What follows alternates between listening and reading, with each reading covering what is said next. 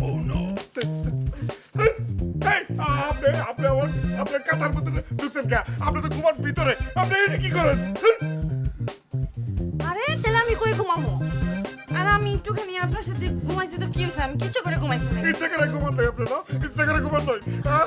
আপনি এরকম করতেছেন কেমন লাগে? আপনি কি হিসেন আপনি? হ্যাঁ?